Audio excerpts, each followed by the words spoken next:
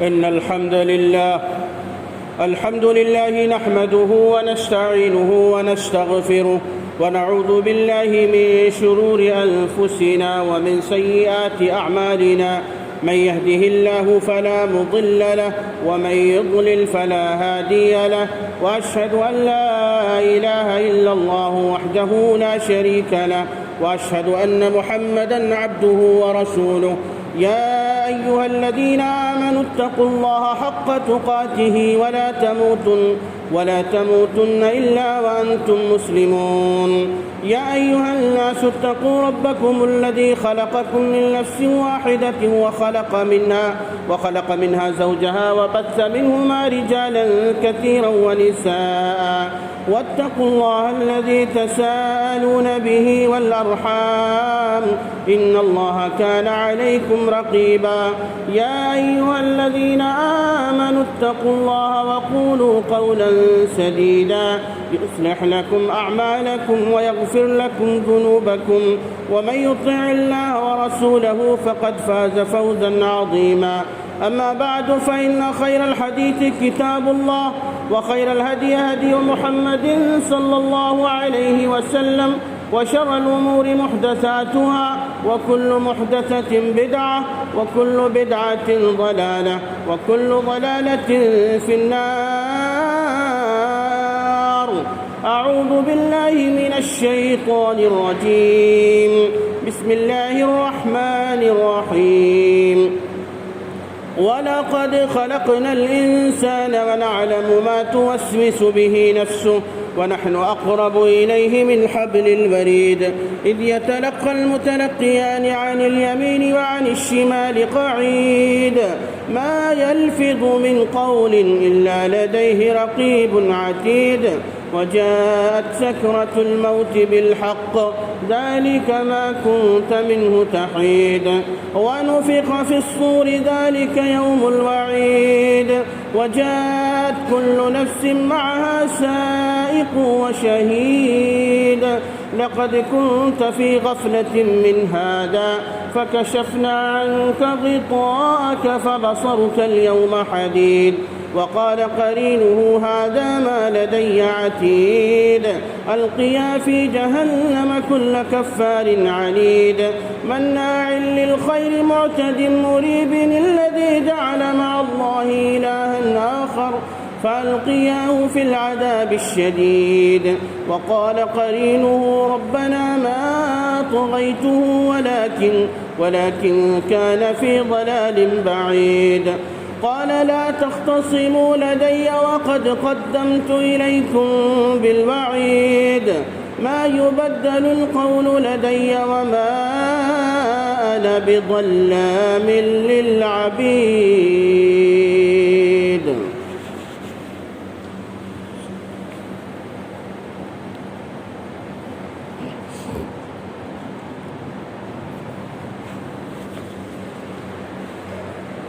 الحمد لله نحمده ونستعينه ونستغفره ونعوذ بالله من شرور أنفسنا ومن سيئات أعمالنا.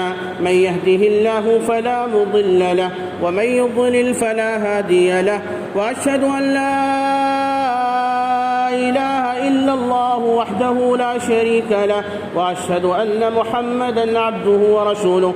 أعوذ بالله السميع العليم من الشيطان الرجيم.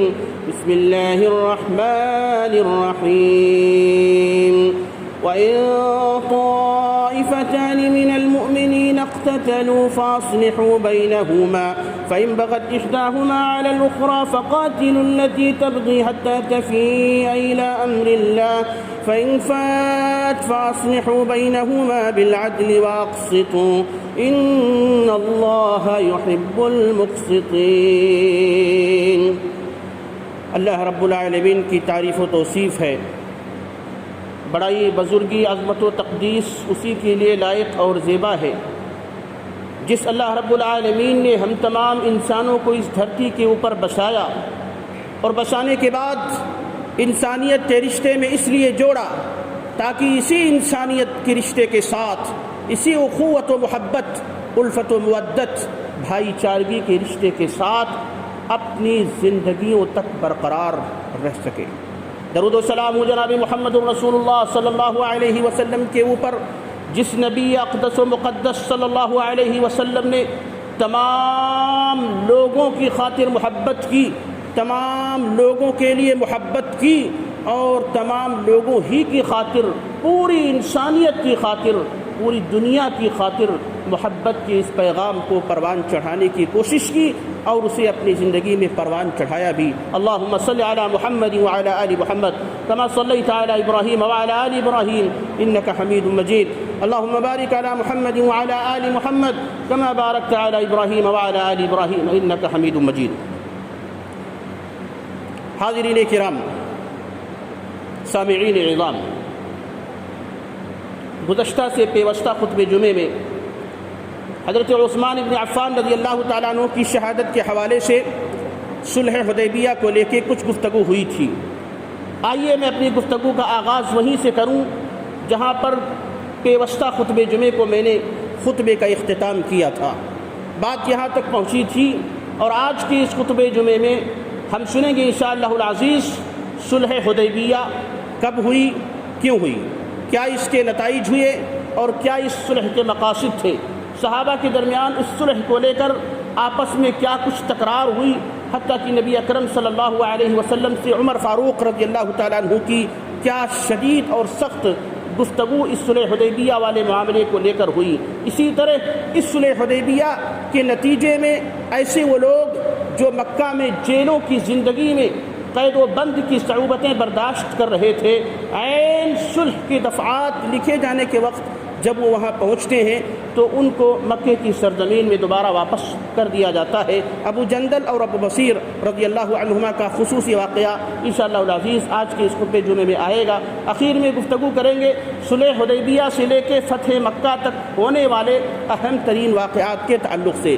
اگر وقت نے ہمارا ساتھ دیا تو تفصیلی گفتگو ہوگی، لیکن ایک چیز کی میں اپیل کرنا چاہتا ہوں اور کروں گا، کرتا بھی رہا ہوں۔ تاریخ کی جب باتیں ذکر کی جاتی ہیں تو کچھ لوگوں کو ایسا لگتا ہے یہ کوئی ہوائی ماری جا رہی ہے۔ تاریخ جانیے آپ، تاریخ پڑھیے آپ، اسلامی تاریخ کا دراسہ کریے آپ۔ جہاں سے ہمارا رشتہ ہے لوگ اسے چھوڑ دیتے ہیں، اور ادھر ادھر کی داستانیں، غلط واقعات، قصے، کہانیاں اگر منبر رسول سے پیش کی جائیں تو ان کو باتیں سمجھ میں بھی آتی ہیں اور باتیں اچھی بھی لگتی ہیں۔ باتیں سمجھ میں آئے نہ آئے، باتیں اچھی لگے نہ لگے، منبر رسول ہے، منبر رسول صلی اللہ علیہ وسلم سے جناب محمد رسول اللہ صلی اللہ علیہ وسلم ہی کی باتیں پیش کی جائیں گی، اس کے علاوہ کچھ اور نہیں۔ کمزوری ہماری ہے، ہم خود نہیں سنبھلتے، اپنی نسل نو کو اسلامی تربیت اور اسلامی قالب میں ڈھالنے کی کوشش نہیں کرتے، پھر تعجب ہوتا ہے یہ کہاں سے کیا بیانات چل رہے ہیں۔ تعجب نہیں ہونا چاہیے پیارو، آپ تاریخ پڑھیے، آپ قرآن پڑھیے، حدیث رسول صلی اللہ علیہ وسلم کا مطالعہ کیجیے، ان کے علاوہ بقیہ جو چیزیں ہیں ان کو چھوڑیے، ان سے ہمارا کوئی رشتہ نہیں ہے۔ یہی اصل اسلام ہے، یہی اسلام کے اصل سرچشمے ہیں، لہذا ان سرچشموں سے اپنا علمی فیض حاصل کرنے کی کوشش کی جائے۔ میں نے تمہیداً یہ بات اس لیے کہہ دی ہے کہ تاریخ کا دراسہ، تاریخ سے واقف ہونا، تاریخ کا مطالعہ کرنا اور تاریخ کی باریک بینیوں کو اپنے ذہن و دماغ میں رکھنا آسان نہیں ہوتا ہے، آسان نہیں ہوتا ہے، یہ اپنی جگہ پر ہے، لیکن اس کو محفوظ کرنا ہماری اپنی ترقی کے لیے، امت اسلامیہ کی ترقی کے لیے انتہائی ضروری ہے۔ آگے بڑھتا ہوں۔ حضرت عثمان بن عفان رضی اللہ تعالیٰ عنہ کی شہادت کو لے کے جب افواہ اڑائی جاتی ہے کہ عثمان بن عفان کو مکے والوں نے قتل کر دیا ہے، شہید کر دیا ہے، اللہ کے رسول صلی اللہ علیہ وسلم نے صحابہ کرام کی ایک لمبی جماعت کے ساتھ شجرہ رضوان کے نیچے اپنے دوسرے ہاتھ کو عثمان کا ہاتھ قرار دے کر بیعت لینی شروع کی ہے، اور اسی اثنا میں گفتگو آگے بھی بڑھتی ہے۔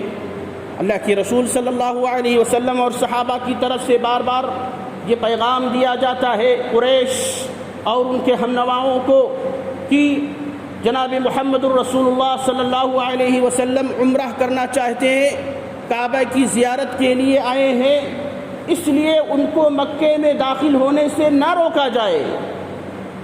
آپ صلی اللہ علیہ وسلم کو اللہ تعالیٰ کی طرف سے خواب دکھایا گیا تھا کہ آپ اپنے صحابہ کے ہمراہ عن قریب اپنے سروں کو مڑائے ہوئے اور اپنے سروں کے بالوں کو چھوٹا کرائے ہوئے مسجد الحرام میں داخل ہونے والے ہیں۔ یہی خواب تھا۔ نبیوں کا خواب سچا ہوتا ہے۔ آپ صلی اللہ علیہ وسلم نبی تھے، آپ کا خواب سچا تھا، اس لیے اسی خواب کو مکمل کرنے کے لیے آپ صلی اللہ علیہ وسلم اپنے صحابہ کے ساتھ 1400 صحابہ کے ساتھ مکۃ المکرمہ یا مسجد الحرام کی زیارت کو نکل پڑے ہیں۔ یہ تھی اصل بات۔ لیکن وہ کافر، وہ مشرک جنہوں نے زندگی بھر آپ صلی اللہ علیہ وسلم کو 13 برس تک اور آپ کے ساتھیوں کو ستایا تھا، وہ بھلا اس کی اجازت کہاں دینے والے تھے؟ اسی اثنا میں قریش کی طرف سے کچھ ایمبیسڈرز، سفراء، کچھ معاونین، کچھ بات چیت کرنے والے بھیجے جاتے ہیں۔ بدیل ابن ورقہ کو انہوں نے بھیجا تھا، مکرز ابن حفص کو انہوں نے بھیجا تھا، حلیس ابن علقمہ کو انہوں نے بھیجا تھا، اس کے بعد عروہ ابن مسعود ثقفی کو بھیجا تھا۔ یہی ہماری گفتگو ہو رہی تھی۔ عروہ ابن مسعود ثقفی جب گفتگو کرنے کے لیے قریش کی طرف سے، قریش کا قاصد اور ایلچی بن کر کے آئے، اللہ کے رسول صلی اللہ علیہ وسلم سے جب وہ گفتگو کرنے لگے، دوران گفتگو انہوں نے صحابہ رضی اللہ عنہم کی محبت کے ایسے مناظر دیکھے کہ نبی کے صحابہ کس طرح نبی سے محبت کرتے ہیں۔ وہی محبت جا کر کے دوبارہ مکے والوں میں نقل فرمائی، کہا ما رأيت أحدا يحب أحدا كحب أصحاب محمد محمدا۔ او لوگو، محمد کو ان کے حال پر چھوڑ دو، اس لیے کہ میں نے محمد کے صحابہ کو پروانہ وارات کی محبت کے اوپر گرتے ہوئے دیکھا ہے۔ میں نے قیصر و کسریٰ نجاشی کے درباروں میں جا کے معائنہ کیا ہے، لیکن میں نے نہیں دیکھا قیصر و کسریٰ نجاشی کے درباری اس طرح محبت کرتے ہوں قیصر و کسریٰ اور نجاشی سے جس طرح محمد صلی اللہ علیہ وسلم کے ساتھی محمد سے محبت کرتے ہیں۔ کیسی محبت کرتے ہیں؟ کہا بیان کرو۔ کہا کیا بیان کروں؟ میں نے دیکھا جب یہ محمد گفتگو کرتا ہے اور گفتگو کے دوران اس کی زبان سے تھوک اور لعاب نکلتے ہیں، اس تھوک اور لعاب کو اپنے جسم کے اوپر رگڑنے کے لیے، ملنے کے لیے محمد کے صحابہ بے چین و بے قرار ہو جایا کرتے ہیں۔ جب یہ محمد وضو کے لیے برتن پانی مانگتا ہے تو اس کے لیے دوڑ پڑتے ہیں۔ جب یہ محمد کسی کام کے کرنے کا حکم دیتا ہے تو اس حکم کے اوپر عمل کرنے کے لیے آپس میں مٹبھیڑ کرنے لگ جاتے ہیں۔ اور جب یہ محمد گفتگو کرتا ہے، ان سے آپس میں کوئی باتیں کرتا ہے تو محمد کی باتوں کو انتہائی خاموشی کے ساتھ ایسے سننے لگ جاتے ہیں جیسے کہ ان کے سروں پر پرندے بیٹھے ہوئے ہوں۔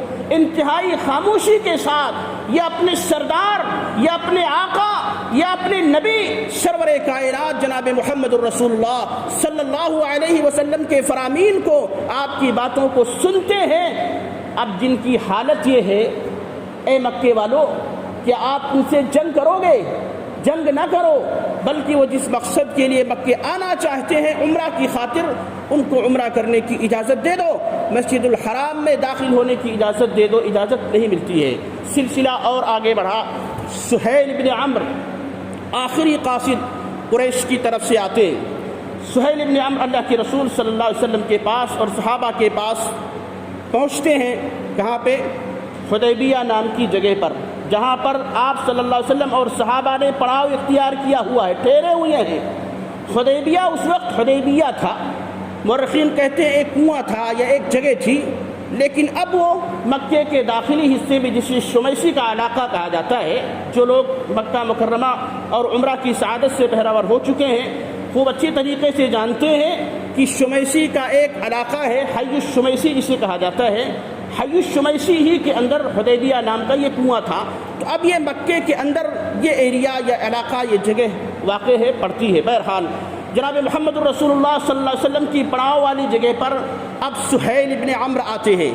کیا کرنے کے لیے آتے ہیں؟ یہ بتانے کے لیے آتے ہیں محمد، آپ اپنے ساتھیوں سمیت دوبارہ مدینے واپس چلے جاؤ، اس لیے کہ مکے والوں کی دشمنی اتنی شدید ہے، انہوں نے طے کر کے رکھا ہوا ہے کسی بھی حال میں آپ کو مکے میں داخل نہیں ہونے دیں گے۔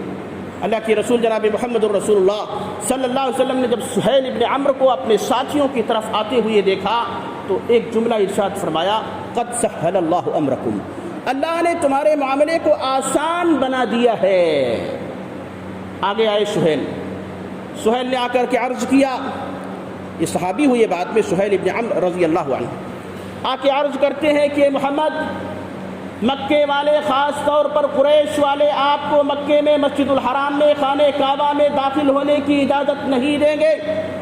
دوسرے لفظوں میں عمرہ کی جو نیت لے کر کے آپ آئے ہیں، آپ کو عمرہ کرنے سے روکا جائے گا، منع کیا جائے گا۔ آپ صلی اللہ علیہ وسلم نے اس مرتبہ کہا ٹھیک ہے، اگر روکا جائے گا تو آگے آپ کون سی بات کرنا چاہتے ہیں؟ سہیل ابن عمرو نے کہا، آپ ایک کام کیجئے، ہمارے اور آپ کے درمیان صلح کیوں نہ ہو جائے۔ صحابہ یہیں سے تل ملانے لگے، صلح کس بات کی؟ لیکن رسول اللہ صلی اللہ علیہ وسلم نے سہیل ابن عمرو سے کہا، کہیے صلح کی کیا دفعات ہیں، کیا شرطیں ہیں؟ ساری شرطوں کو ہم ماننے کے لیے تیار، کیونکہ ہمارا ارادہ پہلے سے بھی جنگ اور قتل و خونریزی کا نہیں تھا۔ اگر قریش والے ہمارے ساتھ صلح کرنا چاہتے ہیں، صلح کے کون سے پیغامات ہیں، کیا بنود ہیں، کیا لے کر کے آپ آئے ہو؟ سہیل ابن عمرو نے کہا، اے محمد، صلح کی جو دفعات ہیں وہ لکھنی شروع کی جائیں۔ آپ صلی اللہ علیہ وسلم نے ایک ورقہ منگایا، پیپر منگایا، اور علی رضی اللہ تعالیٰ عنہ کو صلح کی شرطیں لکھنے کا حکم دیا۔ رسول اللہ صلی اللہ علیہ وسلم نے حضرت علی بن ابی طالب رضی اللہ تعالیٰ عنہ سے کہا، علی لکھو بسم اللہ الرحمن الرحیم۔ سہیل ابن عمرو نے جب یہ پہلا جملہ سنا تو کہا، محمد ہم تو جانتے ہی نہیں ہیں اللہ رحمان الرحیم کیا چیز ہے، اگر ہم یہی جان رہے ہوتے تو ہمارا آپ کا کوئی جھگڑا ہی نہیں ہوتا۔ آپ ویسے ہی لکھیے جیسے پہلے لکھا کرتے تھے۔ کیا لکھا کرو؟ بسمک اللہم۔ رسول اللہ صلی اللہ علیہ وسلم نے کہا کہ اللہ رحمان الرحیم ہے، وہ صحیح ہے، لیکن اگر تو کہتا ہے تو ٹھیک ہے، تیری بات کے حساب سے ہی لکھ لیا جائے۔ اگلا جملہ آپ صلی اللہ علیہ وسلم نے علی رضی اللہ تعالیٰ عنہ سے کہا، لکھو من محمد رسول اللہ الی قریش و اصحابہ۔ محمد اللہ کے رسول کی طرف سے قریش اور ان کے ساتھیوں کے نام یہ صلح لکھی جا رہی ہے۔ سہیل ابن عمرو نے کہا، میرا دوسرا اعتراض ہے، ہم آپ کو اللہ کا رسول مانتے ہی نہیں ہیں، ہم تو آپ کو صرف محمد مانتے ہیں، آپ لکھائیے محمد۔ آپ صلی اللہ علیہ وسلم نے یہ بھی یہاں یہ جملہ کہا کہ اگر تو نے میری رسالت کا انکار کیا ہے تو کر، لیکن حقیقت یہ ہے کہ مجھے اللہ نے اپنا رسول بنایا ہے۔ اس کے بعد رسول اللہ صلی اللہ علیہ وسلم نے علی بن ابی طالب رضی اللہ تعالیٰ عنہ کو کہا، مٹا دو ان کو، محمد رسول اللہ کا یہ لفظ مٹا دو۔ علی بن ابی طالب رضی اللہ تعالیٰ عنہ کہتے ہیں، سرور کائنات محمد عربی صلی اللہ علیہ وسلم، میرے اندر یہ تاب نہیں ہے، میرے اندر یہ طاقت نہیں ہے، میں نے آپ سے محبت کا اتنا دم بھرا ہے کہ میں اپنے ہاتھوں سے آپ کے نام کو مٹانا گوارا نہیں کرتا ہوں۔ رسول اللہ صلی اللہ علیہ وسلم نے خود آگے بڑھ کر کے پیپر سے اپنے نام کو مٹایا۔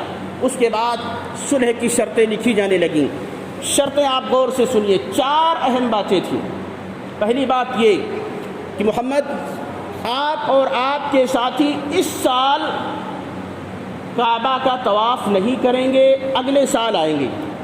اگلے سال جب آپ آئیں گے تو آپ میں سے کسی بھی شخص کے ہاتھ میں کسی بھی طرح کا کوئی ہتھیار نہیں ہوگا۔ دوسری بات، آئندہ 10 سالوں تک ہمارے اور آپ کے درمیان کسی بھی طرح کی کوئی جنگ نہیں ہوگی۔ تیسری بات،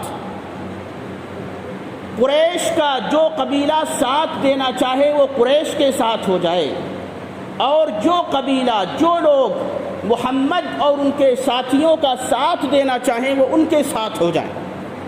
چوتھی بات، قریش اور مکے والوں میں سے اگر کوئی بھی شخص یعنی کوئی بھی مرد یہ لفظ میں دوہرا اس لیے رہا ہوں کیونکہ یہاں بھی اللہ کے رسول صلی اللہ علیہ وسلم نے آگے سیاست چلی تھی۔ اگر کوئی بھی شخص مکے والوں میں سے مسلمان ہو کر کے مدینے پہنچتا ہے، مدینے والوں کی خاص طور پر محمد کی یہ ذمہ داری ہوگی کہ اس کو مکے واپس کر دے۔ اس کے برخلاف مدینے میں سے اگر کوئی مسلمان کافر ہو کر مکے پہنچتا ہے تو مکے والوں کے اوپر کوئی ذمہ داری نہیں بنتی ہے کہ وہ اس کو مدینے واپس کریں گے۔ یہ کوئی صلح نہیں تھی، اسی لیے صحابہ تل ملا اٹھے، صحابہ کرام رضی اللہ عنہم اجمعین مایوس ہو گئے۔ ان کی تلملاہٹ اور مایوسی کے الفاظ کو حضرت عمر فاروق رضی اللہ تعالیٰ عنہ کے الفاظ میں سننے کی کوشش کیجیے۔ حضرت عمر فاروق رضی اللہ تعالیٰ عنہ جناب محمد الرسول اللہ صلی اللہ علیہ وسلم کے پاس آتے ہیں، آ کے عرض کرتے ہیں اللہ کے رسول کیا اللہ سچا نہیں ہے؟ نبی کہتے ہیں اللہ سچا ہے۔ کہا اللہ کے رسول صلی اللہ علیہ وسلم کیا اللہ نے آپ کو اپنا نبی رسول بنا کے نہیں بھیجا؟ کہا اے عمر مجھے اللہ نے اپنا نبی رسول بنا کے بھیجا۔ کہا عمر فاروق رضی اللہ تعالیٰ نے اللہ کے رسول کیا ہم لوگ حق کے اوپر نہیں ہیں اور مکے والے باطل کے اوپر نہیں ہیں؟ رسول اللہ صلی اللہ علیہ وسلم نے جواب دیا عمر مکے والے باطل کے اوپر ہیں اور ہم سچائی کے اوپر قائم ہیں۔ کہا عمر فاروق رضی اللہ تعالیٰ عنہ نے اللہ کے رسول آخر صلح کرنے کے لیے ہم گوارا کیوں کر رہے ہیں؟ ہم نے صلح کی دفعات پہ رضامندی ظاہر کیوں کر دی ہے؟ یہ کون سی بات ہوئی؟ مکے والوں میں سے اگر کوئی کافر مسلمان بن کے مدینے آتا ہے مدینے والے اسے واپس کرنے کے اوپر مجبور، لیکن اگر مدینے کا کوئی مسلمان کافر بن کر کے مکے جاتا ہے مکے والے اسے واپس کرنے کے لیے راضی نہیں ہیں۔ او اللہ کے رسول کیا آج ہم اکثریت میں نہیں ہیں؟ اللہ کے رسول صلی اللہ علیہ وسلم نے کہا عمر ہم اکثریت میں ہیں لیکن کوئی مصلحت ہے۔ عمر فاروق رضی اللہ تعالیٰ عنہ کے کہنے کا مقصد یہ تھا او سرور کائنات حبیب کبریا صلح نہ کرو، اگر جنگ ہوتی ہے جنگ کرنے کے لیے تیار، آج ہم تعداد میں اچھے خاصے ہیں۔ اللہ کے رسول صلی اللہ علیہ وسلم نے انہیں سمجھایا عمر صلح ہماری مصلحت ہے، صلح ہماری ضرورت ہے، اس صلح کے کرنے میں بہت سارے فوائد ہیں، اور یاد رکھنا عمر اگر اللہ نے میرے دل میں صلح کی بات ڈال دی ہے تو اللہ میری مدد کرے گا، اللہ میری حمایت کرے گا، اللہ اپنے دین کو غالب کرے گا، اللہ مکے کو فتح کرے گا۔ عمر فاروق رضی اللہ تعالیٰ عنہ اب جاتے ہیں ابو بکر صدیق رضی اللہ تعالیٰ عنہ کے پاس اور وہی الفاظ کہتے ہیں گھبراہٹ میں ابو بکر آپ محمد عربی کو سمجھاتے کیوں نہیں؟ آخر اتنی پوزیشن میں ہونے کے باوجود ہم مکے سے نکل کے مدینہ پہنچ چکے، 6 سال کا عرصہ گزر چکا، ہماری اپنی طاقت ہے، پوزیشن ہے، ہم مضبوط ہیں، ہم نے اس سے پہلے بھی بہت جنگیں لڑی ہیں، کامیاب ہوئے۔ آپ محمد عربی کو سمجھائیے ابو بکر کہ وہ کفار و مشرکین قریش کے ساتھ صلح ہرگز نہ کریں۔ ابو بکر صدیق رضی اللہ تعالیٰ عنہ سے بھی وہی الفاظ انہی صیغوں کے ساتھ عمر فاروق رضی اللہ تعالیٰ عنہ نے کہے، جو صیغے جو الفاظ رسول اکرم صلی اللہ علیہ وسلم سے کہے تھے۔ کیا پوچھا؟ کیا اللہ برحق نہیں ہے؟ کہا اللہ برحق ہے۔ کیا محمد سچے رسول نہیں ہے؟ کہا محمد سچے رسول ہیں۔ کہا کہ اے ابو بکر آخر بات کیا ہے کہ ہم لوگ ایک بدتر چیز کو اپنے اوپر لاگو کرنا گوارا کر رہے ہیں۔ ہم جب سچائی کے ساتھ ہیں، ہمارے ساتھ حق ہے، ہماری تعداد زیادہ ہے، ہمارا دین غالب ہے، غالب ہو کر رہے گا، تو پھر صلح کا کیا معنی ہے؟ ابو بکر صدیق رضی اللہ تعالیٰ عنہ نے بھی وہی سمجھایا جو رسول اللہ صلی اللہ علیہ وسلم نے سمجھایا تھا، ابو بکر غم نہ کرو، اللہ رب العالمین ضرور کوئی نہ کوئی راستہ نکالے گا۔ صلح لکھی جا رہی ہے، ابھی مکمل طور سے صحابہ علی رضی اللہ تعالیٰ عنہ رسول اللہ صلی اللہ علیہ وسلم اور سہیل ابن عمرو کے درمیان ہونے والی باتوں کو لکھ کر کے فارغ نہیں ہوئے تھے۔ اسی اثنا میں ایک صحابی آدھمک بیٹھتے ہیں اسی جگہ پر جہاں پر یہ صلح لکھی جا رہی ہے۔ صحابی کا نام ہے ابو جندل۔ ابو جندل ان کا نام تو نہیں ہے، ان کا نام ہے العاص، لیکن مشہور ہے کنیت سے ابو جندل۔ اور یہ بھی آپ یاد رکھنا کہ قریش کی طرف سے جو قائد، جو رہنما، جو سپہ سالار بن کر کے آیا ہے، جو صلح لکھا رہے ہیں سہیل ابن عمرو، انہی سہیل ابن عمرو کے بیٹے ہی ہیں ابو جندل۔ ابو جندل اپنی بیڑیوں میں جکڑے ہوئے جناب محمد الرسول اللہ صلی اللہ علیہ وسلم اور صحابہ کے قافلے میں پہنچ جاتے ہیں۔ ابو جندل رضی اللہ عنہ، ان کے والد سہیل ابن عمرو نے ان کو بہت ستایا تھا۔ اسلام لانے کی وجہ سے، محمد الرسول اللہ صلی اللہ علیہ وسلم کا سچا کلمہ پڑھنے کی وجہ سے ان کو جیل کی سلاخوں کے پیچھے ڈال دیا تھا، کھانے پینے سے سب کچھ ممانعت کر دی تھی، قید و بند کی صعوبتیں تکلیفیں جھیل رہے تھے، برداشت کر رہے تھے۔ انہیں خبر لگی محمد اور ان کے ساتھی حدیبیہ کے مقام پر صلح کرنے کے لیے تیار ہیں اور وہ مکے سے قریب پہنچ چکے ہیں۔ کسی طرح سے بچ بچا کر کے بیڑیوں کے ساتھ قید خانے سے نکل کر جناب محمد الرسول اللہ صلی اللہ علیہ وسلم کے سامنے حاضر ہوئے۔ وہیں پر ان کا باپ سہیل بن عمرو موجود ہے۔ ابو جندل رضی اللہ تعالیٰ عنہ کہتے ہیں اللہ کے رسول صلی اللہ علیہ وسلم خوش ہو جائیے۔ آپ صلی اللہ علیہ وسلم نے کہا خوشی کس بات کی؟ ابو جندل رضی اللہ عنہ نے کہا کہ مکے والوں نے آپ کے اوپر اللہ کی ذات کے اوپر ایمان لانے کی وجہ سے مجھے قید خانے میں ڈال دیا ہے، بیڑیوں میں زنجیروں میں جکڑ دیا ہے، میرے اندر تاب و ہمت نہیں، مجھ کو کھانے پینے سے بھی روک دیا ہے، اور اللہ کے رسول میں نے بہت زیادہ تکلیفیں جھیلی ہیں، آپ کے پاس میں کسی بھی طرح سے بچ بچا کر کے پہنچ چکا ہوں، اللہ کے رسول میں آپ سے سفارش کرتا ہوں آپ مجھے آزاد کرا لیجئے، اپنے ساتھ اور اپنے صحابہ کے ساتھ یہاں سے اٹھا کے مجھے مدینہ شریف لے چلیے۔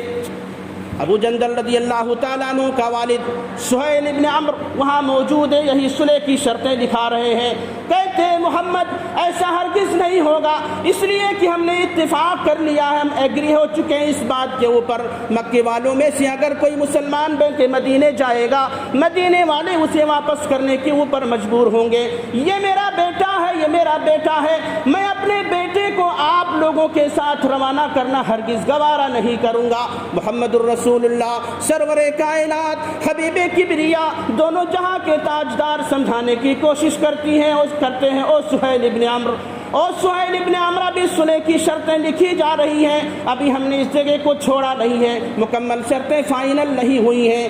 کہا سہیل ابن عمرو نے محمد اگر آپ میری اس شرط کو ماننے کے لیے تیار نہیں ہو، اگر میرے بیٹے کو آپ لوگ اپنے ساتھ لے جانا چاہتے ہو لے جاؤ، لیکن مکمل طور پر صلح کی شرطوں کو فسخ کر دیا جائے گا، ہمارے اور آپ کے درمیان پھر جنگوں کا سلسلہ شروع ہوگا۔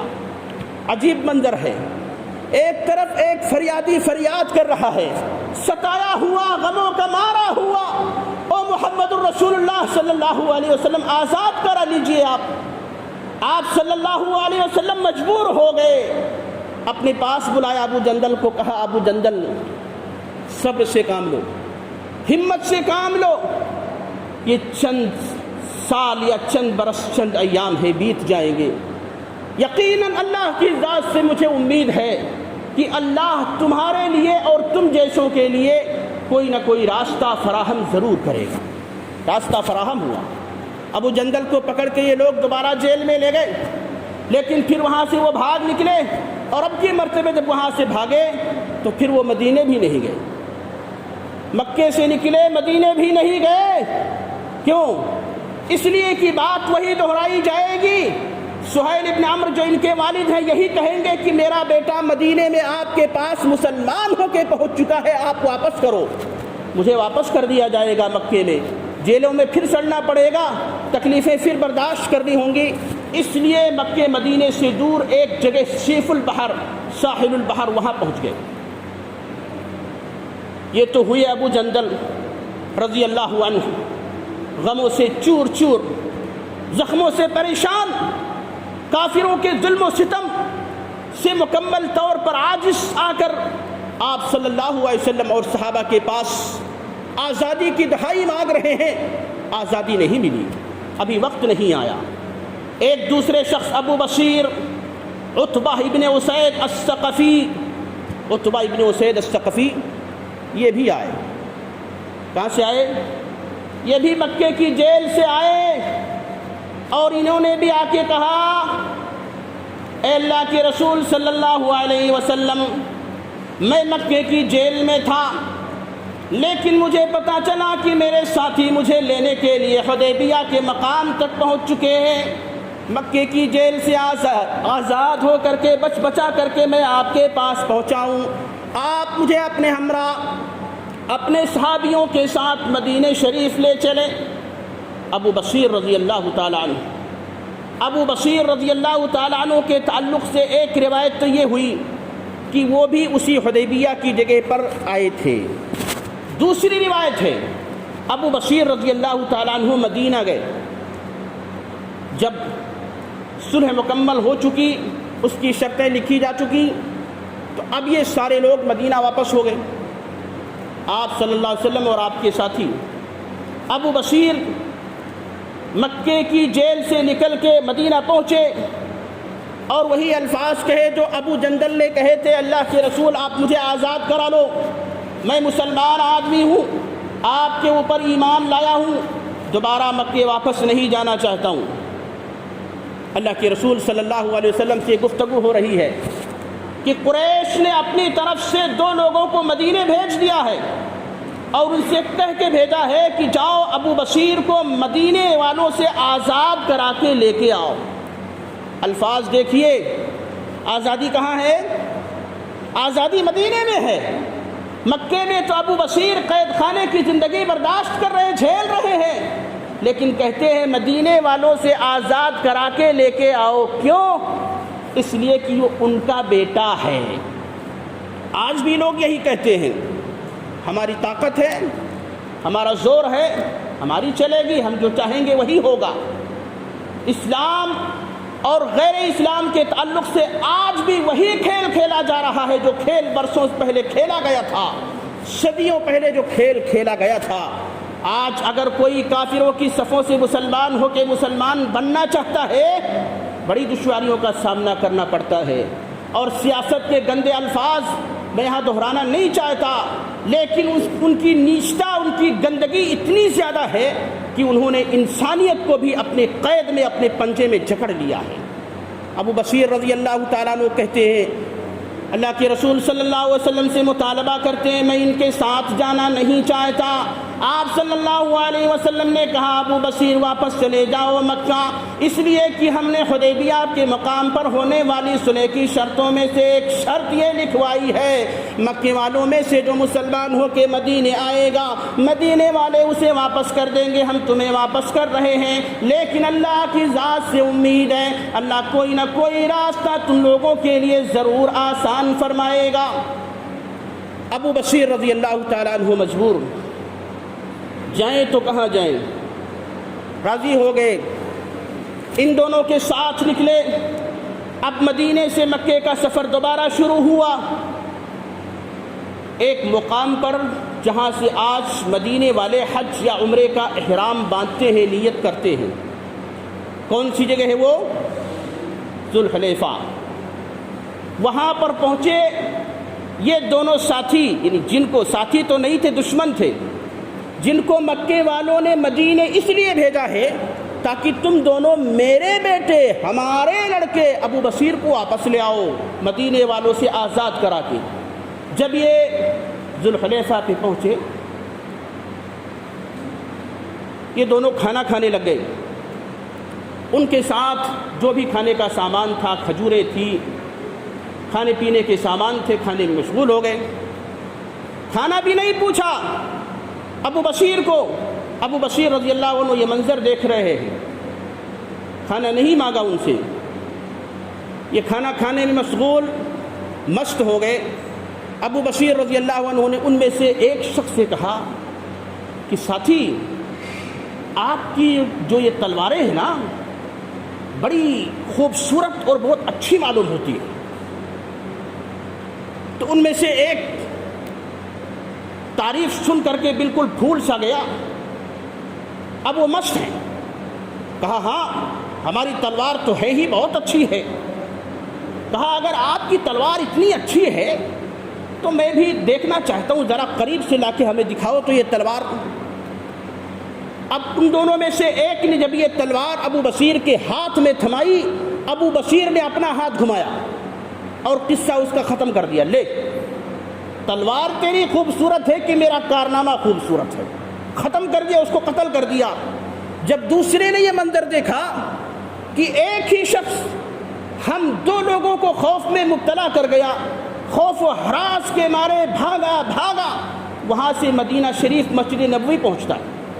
مسجد نبوی میں رسول اللہ صلی اللہ علیہ وسلم اپنے صحابہ کی جلوہ میں بیٹھے ہوئے ہیں، آپ نے یہ منظر دیکھا، گھبرایا ہوا ہے، ادھر سے ادھر دوڑ رہا ہے۔ پاس بلا کے پوچھا کیا بات ہے، تم تو گھبرائے ہوئے ہو؟